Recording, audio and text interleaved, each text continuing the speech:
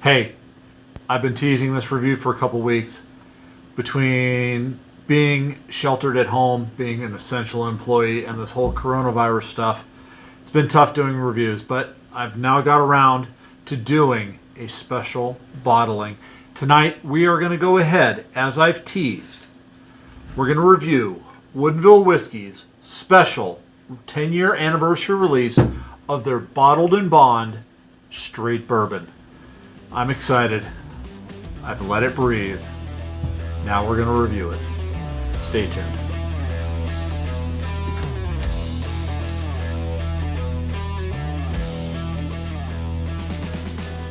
Hey, this is Scott, and you've tuned into the Rookie Wine and Whiskey Enthusiast channel, YouTube's primary channel for discussing Washington State wines, spirits, and whiskeys.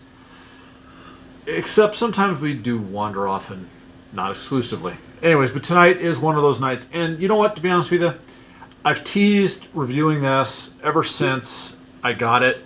And I'll be honest with you, it's taken me too long to review it. So tonight we're going to go ahead and review this particular bottled and bond offering from Woodinville Whiskey. This is their 10-year anniversary bottling. So let's go ahead and dive right into it. But before we do that, please go ahead and hit the subscribe button. And also, when you do hit the subscribe button, hit the little bell icon right next to it. That way, if you do like this content and you like these types of reviews that are a little bit out of the mainstream, you'll be notified that I've gone ahead and uploaded bloopers like what I just did. So, anyways, that being said, let's go ahead and dive right into it. Everybody that's watched my reviews knows I am a huge fan of Woodinville Whiskey. I believed in these guys 10 years ago. The company that I worked for was delivering freight for them when they started out.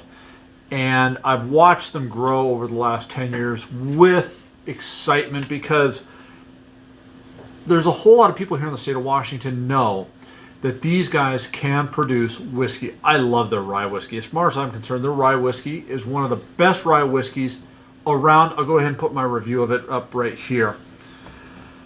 The other day, their straight bourbon won double gold at the San Francisco Wine and Spirits Competition. I mean, this is one of the most prestigious awards, and it was for the category of straight bourbon whiskey.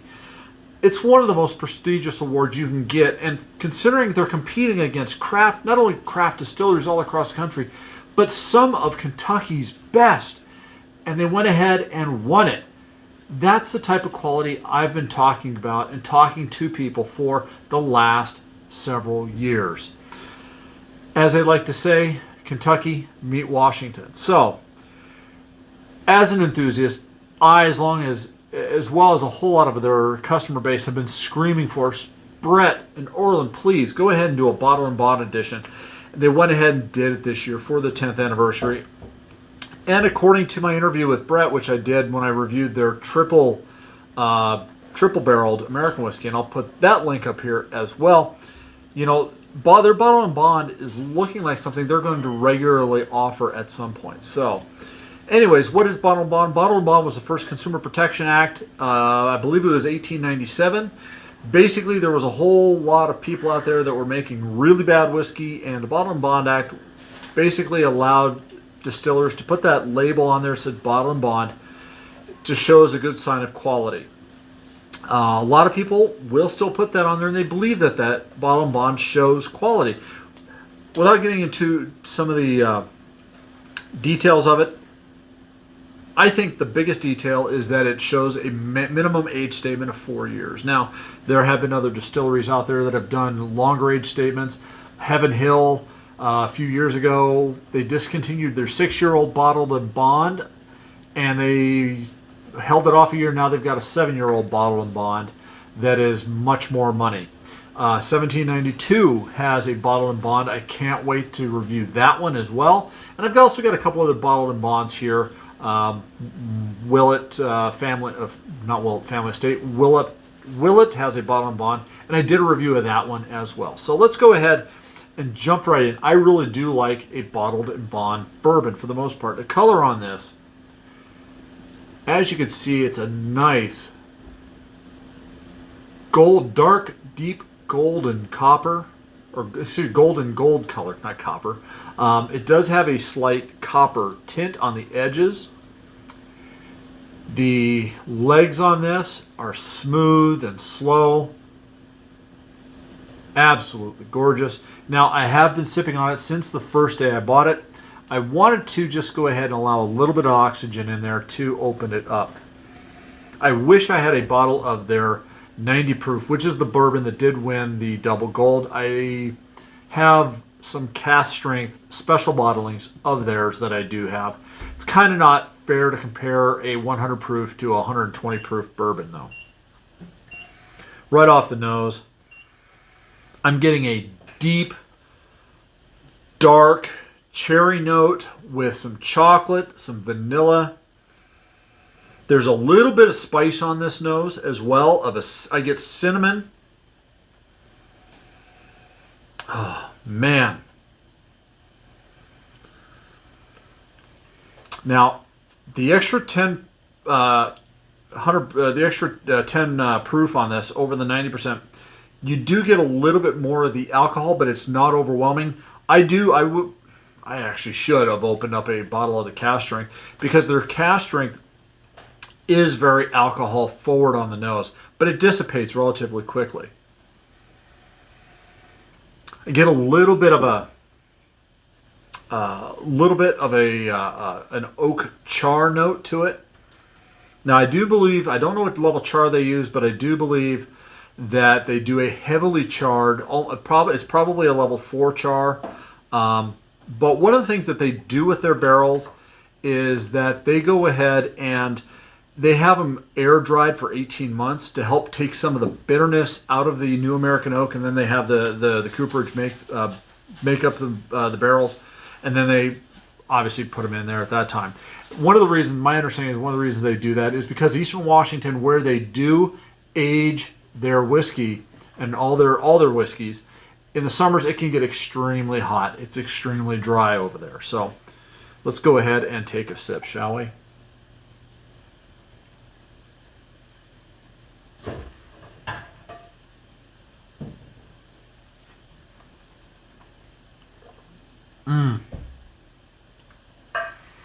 Cinnamon Toast Crunch.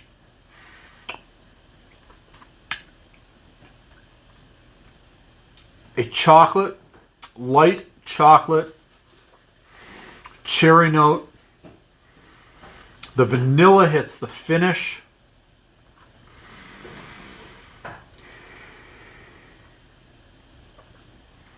It's lingering, it's long, it's viscous. The mouthfeel on this, it coats the mouth.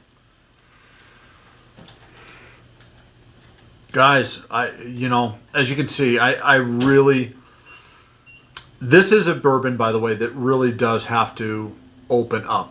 So from the neck pour, take a sip, and then let it sit for a couple weeks. Boy, that finish on this is just lingering. I love it. Let's go ahead and...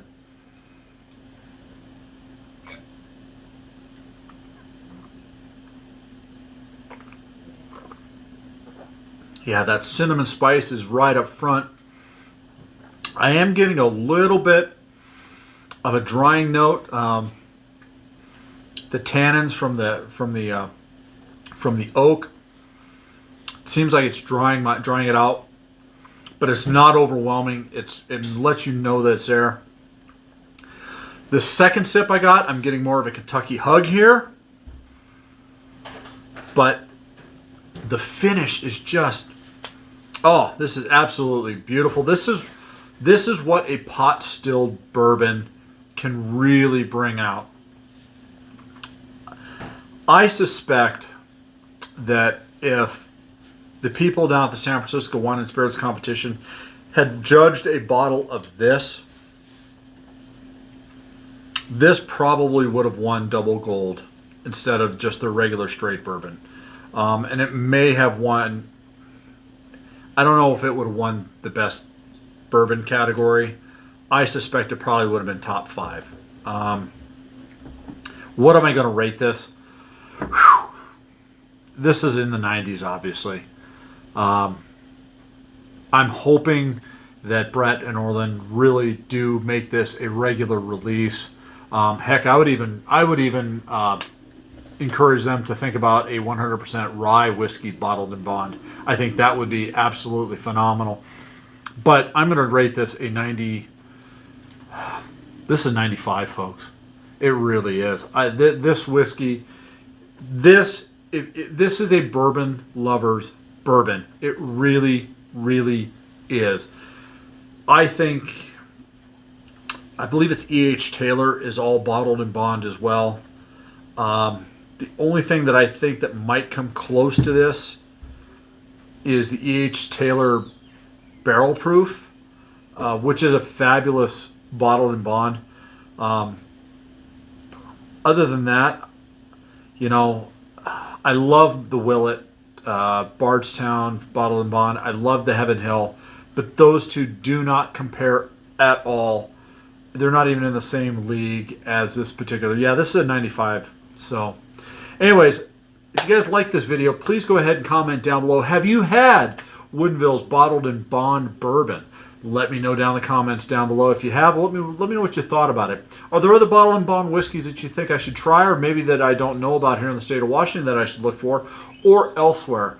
I will go ahead and do my due diligence and try to find those as well. That being said, folks, if you're one of the lucky ones to get a bottle of this,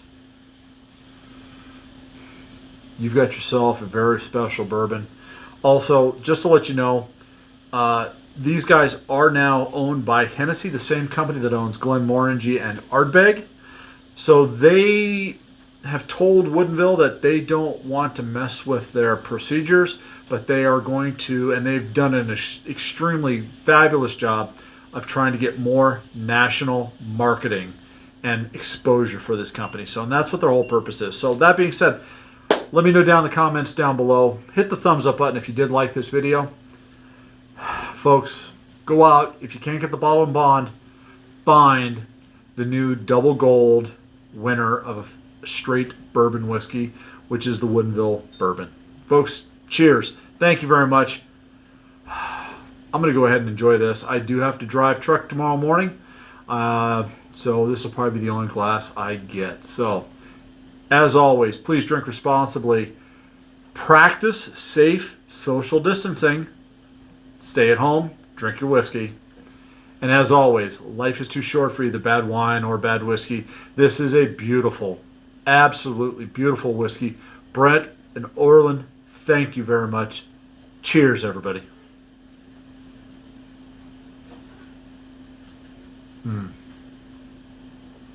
Well worth it.